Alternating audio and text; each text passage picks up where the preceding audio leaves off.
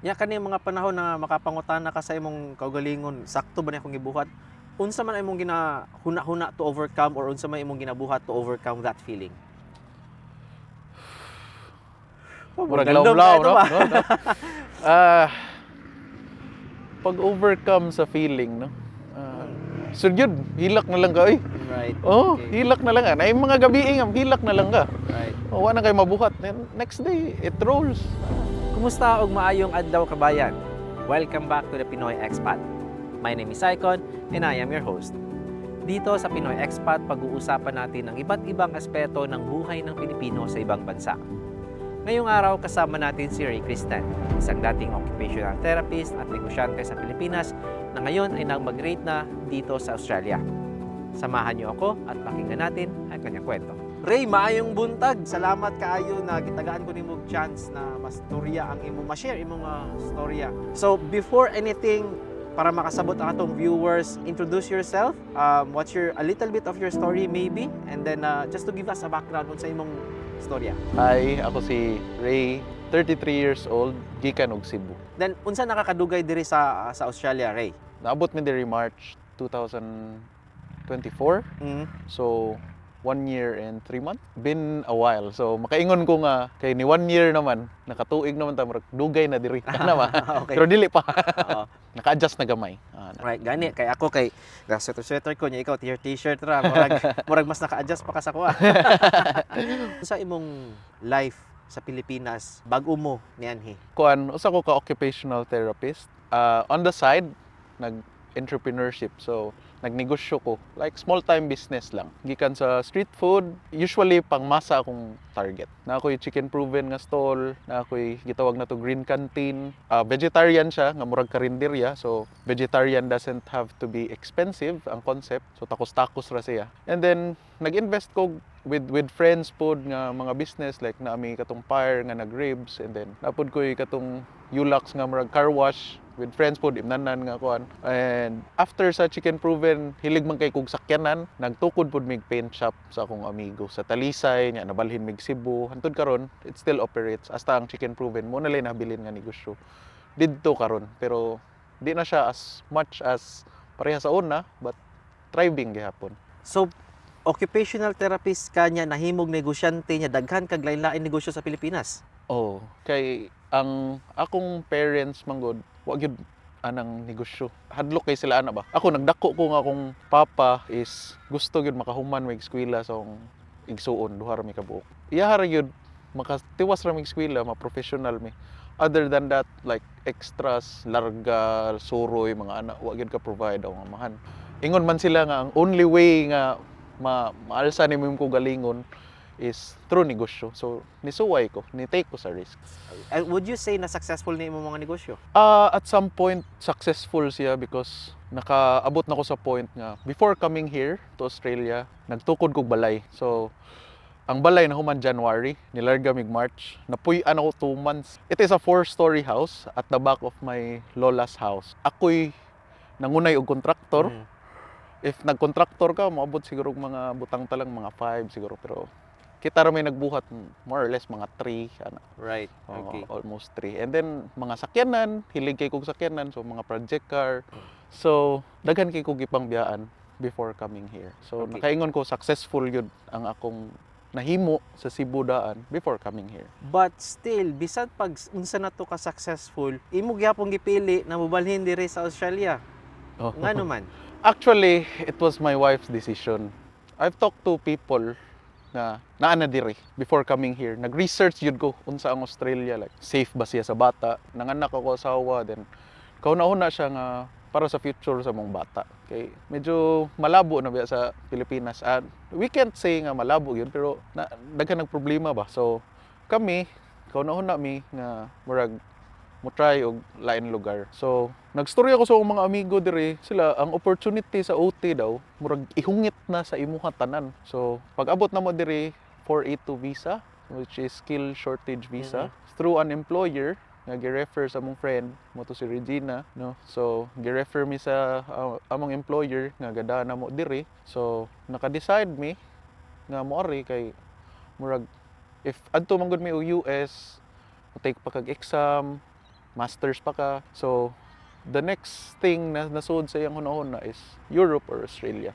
And then mas na-research na mo nga mas family-oriented ang Australia, no? So muna naami diri karon. So, kato tanan na benefits na like itong imo na ang trabaho or ang pagka-OT ihungit na sa imuha, mas family oriented ang lugar and everything, mas matimbang to para sa imuha kumpara sa mga gibiyaan nimo sa Pilipinas. Actually, at some point, before pandemic, okay ang kita. But once ni open na tanan, everyone wanted to do business. So, daghan kayo nagnegosyo. Kaya ganing murag ang mga tao gahuna-huna na lang sa ilang kitaon, wa sila gahuna-huna sa kalisod or sa process nga ilang agion para moabot sad ka ana. So, nakaingon ko akong negosyo ni slowly go down. Mhm. Wa siya nalugi, Mm-mm. pero igo na lang siya mabuhi. Bayad sa abang, bayad sa tao. Mhm. And then, nagtudlo man pud ko sa Veles for 9 years. So, as a clinical instructor, Mhm. makakita ka sa imong mga estudyante nga nang larga po, di Mhm. ani. Mhm. Yeah. Ako, dedicated gyud ko sa Pilipinas sa una as OT kay Mhm. daghan big di ka afford og therapy, Yep. no? So, diri libre tanan ang therapy sa mga bata. Mo to nakahuna-una gid kog stay sa Pilipinas for quite some time. And then worth it ra siguro among pag-ari kay actually wa pay 6 months nagrantan mi og PR. So So dali ra jud murag kayo. ingon ana gyud ka kanang gihungit ra sa amo ba like di na mi mo take wa na mi mo take og exam under supervision ra sa senior OT. Mhm. So murag ang pathway niya murag smooth sailing nga Mhm. pathway. Mhm. Kibaw ko na appreciate na nako tanan gyud nga student nga 10 years pa usa nagrantan ingon ana. Grabe, believe kay ko ana nila. Grabe kay perseverance, Like no? hustle hard jud magsugod kag estudyante. Murag Oo. murag ang imong sakaon pina Mount Everest pa na. Grabe Oo. ka hanga kaayo but ikaw Kami gihatod nami diretso sa Mount Everest, no? Oo. nagsakay na ng helicopter to dito sa Gitagak na diretso. Oo. Okay, that's really nice. Kay imagine I mean you are the first na occupational therapist na nag-guest na ako and wa ko kay baw na inana di ay na murag Pathway. inana di kasayon. Most na interview na ako nurses, engineers, mostly estudyante, but occupational therapist and this is something new for me, new knowledge for me na pwede di inana kung OT ka. Oh, yes. Murag 2 years lang siguro nga experience ang imong kinlangan. Pero imo gyapong like imong mga credentials ba? Taas-taas naman sa tag credentials, mga 11 years na pud ko ga OT, ana. So, naingon ko sa akong kugalingon murag enough na ang 10 years to serve the Philippines and then try another place. Right. Okay. So, usa na mo ka tuig ka pin dire. Ah. Unsa may pinakalisod sa pagmahimo kag migrant? Particularly diri sa Australia, unsa may asa bang ka na part na naglisod? First days lisod yun kay daghan ka gibiyaan dito. Mm-mm. Like family and everything. Imong murag di masud sa malita ang imong kuan ba. Kay mo lagi murag diretso na gihatod dito. Mm-mm. Di masud tanan sa malita nga imong dadon. So I never imagine how hard it is to buy a house here. Mm-mm. And then rent here is very expensive. Ang pinakalisod yun diri no is understanding the culture Right. that they have because Australia is very multicultural. Mm-mm. It is really hard to understand the culture. For example, the language. Mm-mm. Their English is different here, no? Mm-mm. And then like I've tried like in my work sa pagka-OT, Mm-mm. ang pagdisiplina nila sa bata lahi pod. Sa Mm-mm. ato mamunal ta, gukdon ta sa tong mama, no? Diri murag kuan kay silang bata. In the sense nga murag wa sila ipaki pero naa sila ipaki ba. Mm-mm. Mm-mm. So maglisod ka labi nag mo go further down south ka. Mm-mm. So lisod gyud kanang educate sila ba kay kita as Pilipino nya nata sa Australia first world country ba. Mm-mm. Murag naata sa point nga ngano mo tuo man kuan nila nga ubos man na sila nako. Yep. Di ba? So lisod kaayo nga kaning family nga mo tuo sa imong i-suggest nga they're living in a better life. Yep. No? So mo tay murag pinaka-struggle nako sa work and then mo na ang pag-convert sa Bisaya sa imong thoughts to English into writing tag-as kay report diri Right.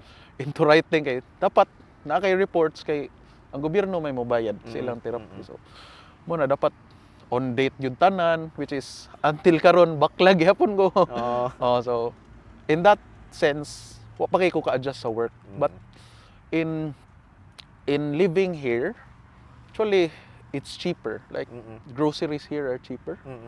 Ang mahal ra gyud diri rent, real estate. So that's one thing I want to eliminate ba as a struggle namo diri. So to live life in a better position, mura gyud na akong gipangandoy as of now.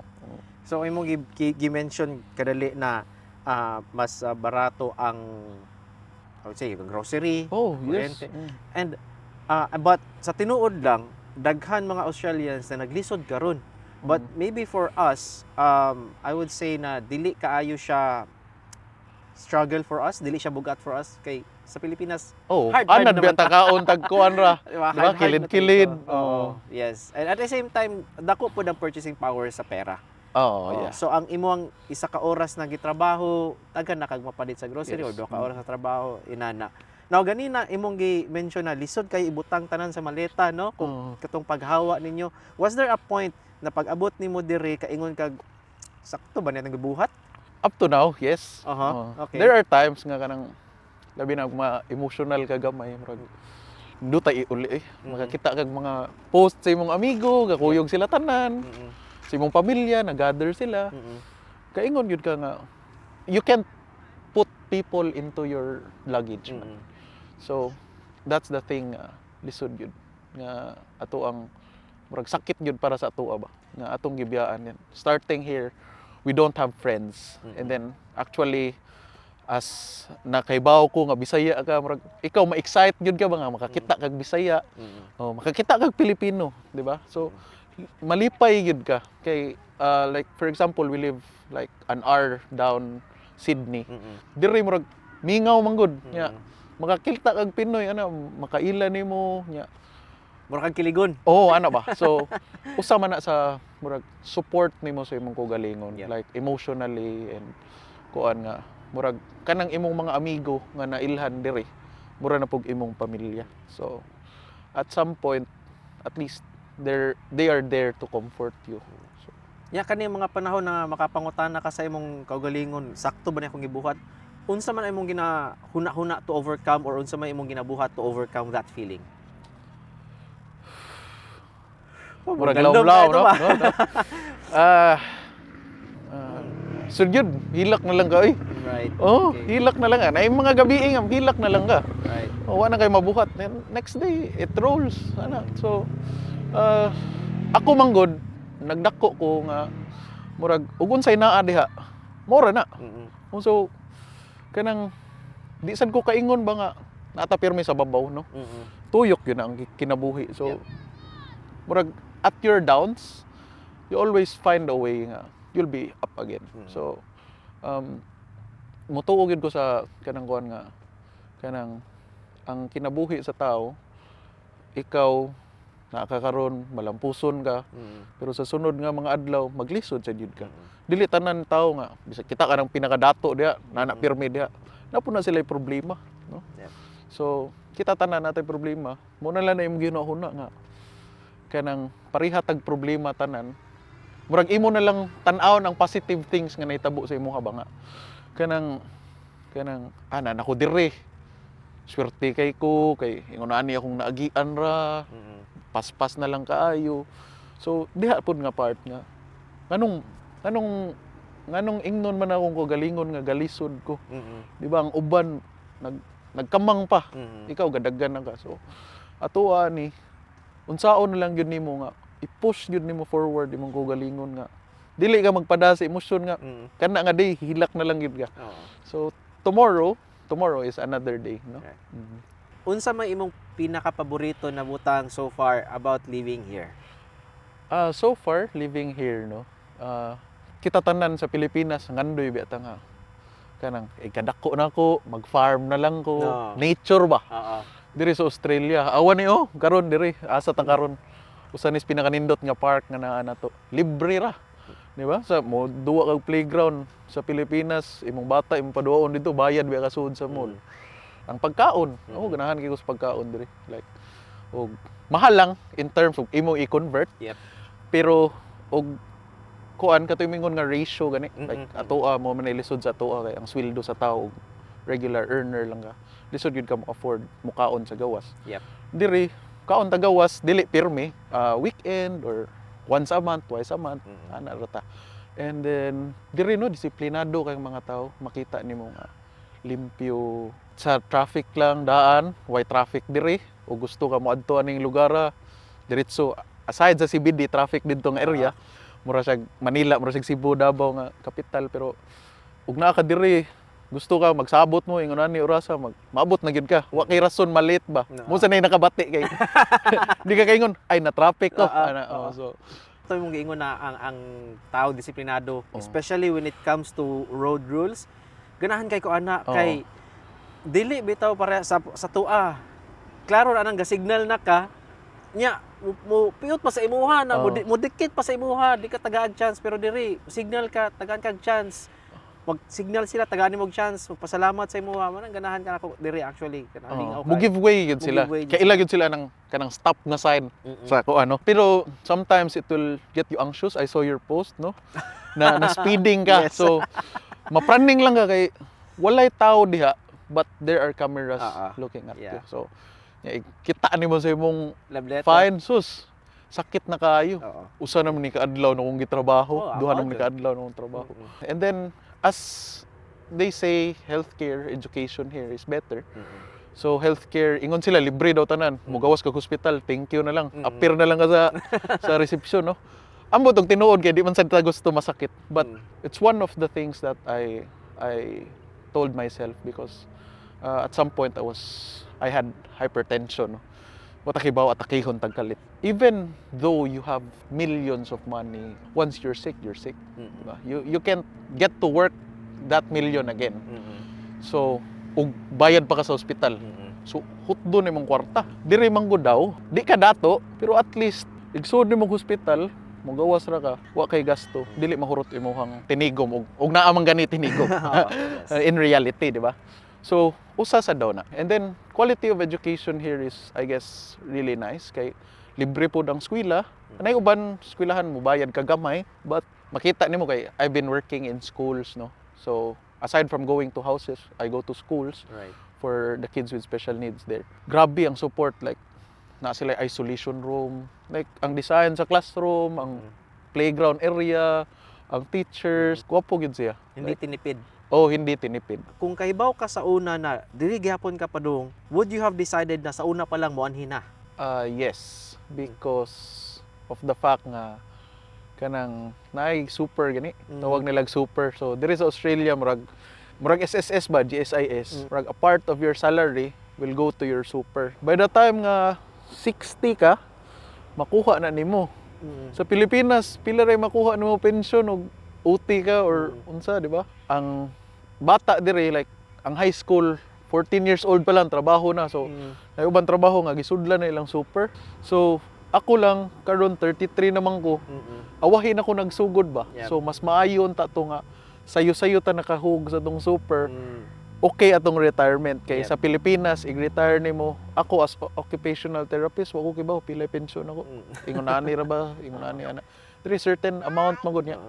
Amo ra siya stocks no murag mo Yeah, dako no mo-grow siya. grow siya. So gwapo siya nga murag opportunity nga naa ka diri sa Australia mo na ilang pamalakad. And then by the time nga mo retire ka nindot imong kinabuhi. Kaya kung nakaani kag like maybe 5 years earlier, Oh, dako ng 5 super. years. Oh, yes, mo gyud. So karon na nakadiri, trabaho na ka OT.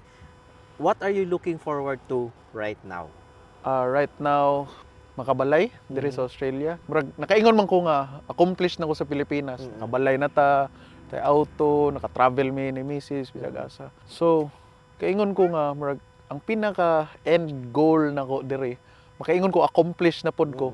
Dili gyud siya end goal but maybe a start of something. Maybe later on I'll do business. But knowing Australia is one of the places nga mahal kay ang real estate. So, we are located South Sydney, which Sydney is one of the most expensive places to buy a house. So, internationally or sa akong kugalingon, makaingon ko once provide kag balay Mm-mm. sa imong family as father, malipay na ka nga nakatukod kag balay sa lain nasod. So Yes. at least naa kay imong kugi ba, kaingon ka nga, uy, ana ko diha. Yes. Sumakses na jud. Oh, sumakses na ana mo na lang Anya, ingon.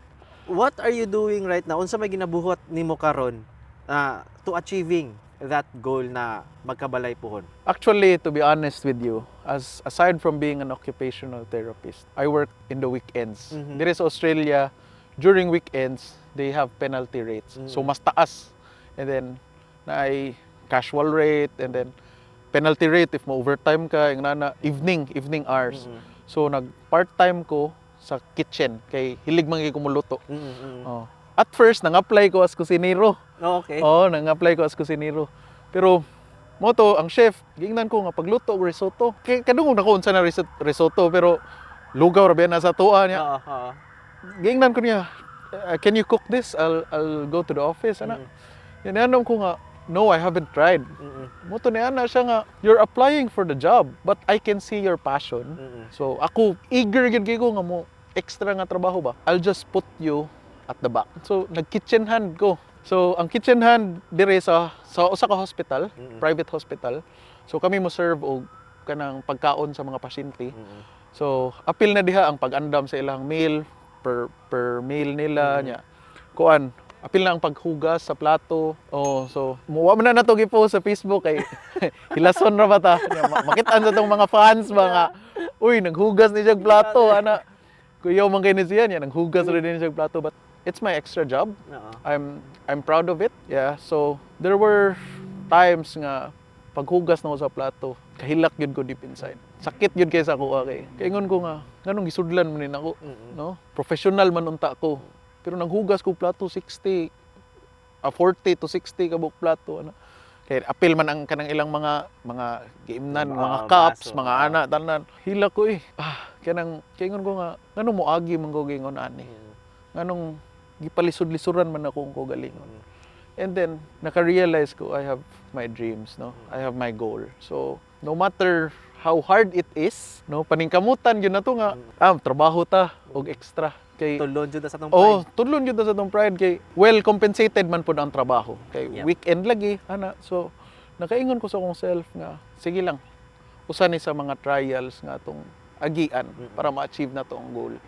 Bisag kaingon ta nga kaingon mo nga awa man na siya magig lisod kay murag gihatod naman na siya diha. Pero gusto na ko ibutang akong kogalingon sa sitwasyon nga lisod kay dili man gud ta makaabot sa atong pangandoy og di ta maglisod. Wa man gyud niagi nga hayahay diretso. Napud ko yung mga amigo diri ka uban akong basketball ana mga silingan diri sa Shell Harbor magpatupi pod nagkat-on og tupi. So motong ingon nimo nga you allow yourself to be teachable, you learn skills. When you learn skills, then you will be able to find a way, no, nga makadiskarte ka. So, mo na importante bisag kaingon ka nga na kay diploma nga occupational therapy. Ang kanang diploma kuyugon gyud nagdiskarte. Di na tinuod nga sana uso karon nga diploma versus diskarte. Dili na either way, diploma ba na, diskarte ba na, ug ikuyog na nimong duha, mas makabot na nimo. So karon, Sabado man taron, unya hugas pa kang plato. Oh, hugas pa kog plato.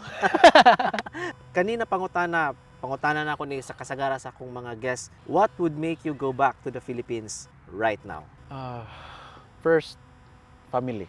As Pilipino manggod kanang batasan na nato ba nga mutan-aw ta og asa tagikan. My mom is aging, my dad is aging, 60s na. Ako lola is 80. The reason why I built my house at the back of my lola's house was to spend the time with her. The time nga naat siya, wa ta kibaw when siya mobabay ana ba. So hadlok yun ko ana. Kaya ako nagdako ko murag lola's boy ta, mama's boy. Ana, so given the chance nga mo spend time sa ilaha, the only thing that will make me go back and stay in the Philippines for good is family. Nothing else. Now, last question. Ikaw wala ka nagduha-duha na muanhi. 10 years sa Pilipinas na negosyo, imo nang gibiyaan tanan, wa jud ka nagduha-duha na muanhi. Unsa imong advice sa mga viewers nato na nagtanaw karon na pareha sa sitwasyon nimo na asinsado na gud sa Pilipinas, sumakses na sa Pilipinas, pero gusto mag-migrate niya, gaduha-duha, ga-hesitate pa sila. Unsay mong advice sa ila? If you have the opportunity, why not? Di ba? If makakita ka, 50-50 ka, or nakaning opportunity nga, mo go beyond sa imong naandan nga environment. It's where you put yourself nga asa nimo butang ag value imong kugalingon ba. So kana uso na sa mga vlogger kanang ang mineral water tag 15 diri sa gawas, diri sa sud kay tag 200 na. Butang nimo sa mall, 200 na. So unsaon na nimo nga ang value sa imong kugalingon imong ibutang sa lugar pod nga gina-value pod ka. And then suwayi lang, wa may mawa nimo og suwayan, di ba? Yep. So hopefully kamo guys, if naamoy opportunity nga makaari diri, then grab the opportunity. For me, Australia is the closest to home. It's like Philippines, but in a better place. It's a first world country, and I guess there's a future for every family in Australia. Yes, that's really nice. So, moto guys, if you have the opportunity, like what Ray said, come here. Australia is the closest place to home. Daghan salamat kaayo Ray for your time. Guys, Ray Kristen, gikan sa Cebu City, dating occupational therapist, negosyante. Na-interview na siya sa ABS-CBN o sa GMA kay sumakses na ang iyang negosyo sa Pilipinas. So Moto, thank you so much once again, Ray. Guys, thank you so much for watching. This has been another wonderful episode of the Pinoy Expat. If you want more episodes like this, make sure to subscribe to our YouTube channel and follow me, Tito Icon, on TikTok. So once again, guys, thank you for watching. My name is Icon, and you're watching the Pinoy Expat. See ya! See ya!